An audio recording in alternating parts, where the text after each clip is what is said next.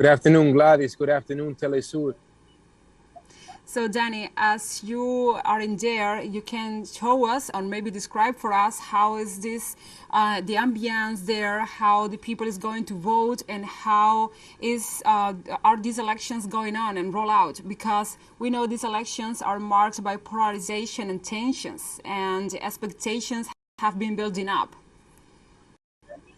Polarization and expectations are an understatement in this massive country of 210 million, the sixth largest economy in the world, an economy of some $2 trillion. There is so much at stake today in this showdown between fascism and neocolonialism, and another path, a step in the right direction towards self-determination. That's what the PT and Lula represent. I'm outside of one of the largest polling stations here in the north of Sao Paulo, in front of Osha.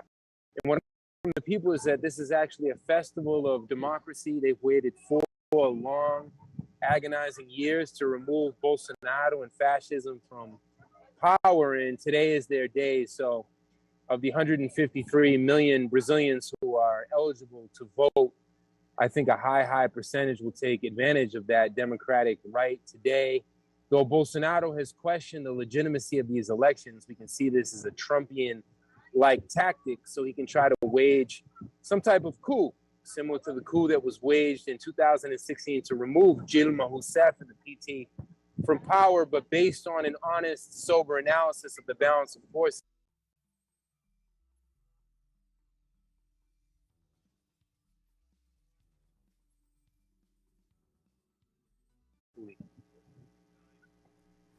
Yeah, so you were talking about how Bolsonaro has been downplaying and downgrading the legitimacy of these elections. And he has been saying that he's not going to recognize or acknowledge the victory of other candidate. And as we know, he has the power on the army and all the army branches and the executive power. But this morning, just minutes ago, the president of the National Electoral Court, Alexandre de Moraes, I don't have your Portuguese, but I'm trying, he was saying that these are clean, transparent, and fair elections. So I know these two parts of Brazilian power, the legislative and also, in this case, the electoral also, and the executive are in a confrontation. How can this, maybe this paradox is reflected in the elections and in the people that is going to vote? Well, we remember that Trump employed a very similar tactic where he refused to recognize the results when he lost in 2020. And it's very clear that Bolsonaro is a student of Trump-like tactics. A group of international journalists, we met with the Superior Electoral Tribunal this week. They walked us through the process. This is a very sophisticated and modern process. The votes are automatically tallied electronically.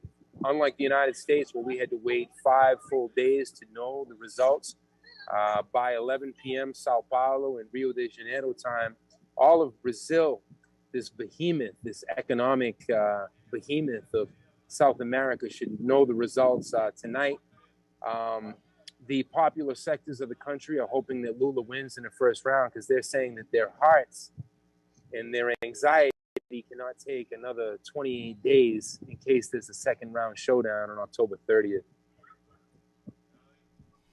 So I have a last question for you. Do you believe that we are going to see a second round of these presidential elections, or are we going to see the final results today in this first round?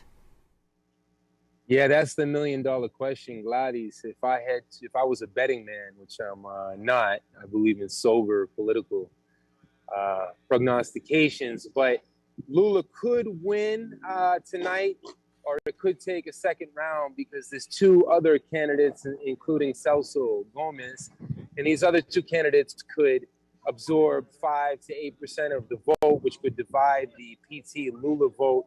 But what we do know is that the vast majority of Brazilians are voting against fascism, against white supremacy, against Bolsonarismo. They don't want to be a neo-colony of the United States in the West. They want further Latin American integration. And Lula's campaign has campaigned around the Sur, South American, Caribbean currency. He doesn't want, the Brazilian people don't want to continue to be a neo-colony. They want to rejoin a project, a Bolivarian project, and a project of Latin American unity and integration. Okay, so thank you, Danny, for these opinions, this presence, and this moment of you hearing from the South. We hope you will be here with us as we cover these presidential elections in Brazil. Thanks a lot. Thank you for the invite. And now we have a short break, but stay with us.